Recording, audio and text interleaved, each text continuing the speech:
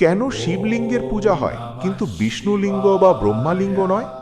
হিন্দু দর্শনে শিব মানেই শুধু এক দেবতা নন, শিব হলেন নিরাকার, অনন্ত চেতনার প্রতীক।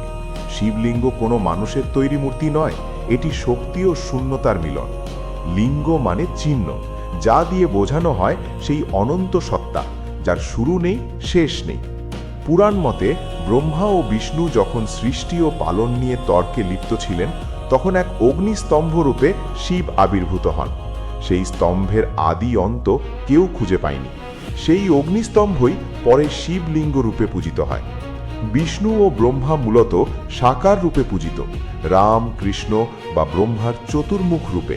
কিন্তু শিব একই সঙ্গে সাকার ও নিরাকার। এই কারণেই তার নিরাকার রূপ শিবলিঙ্গ সর্বত্র পূজিত।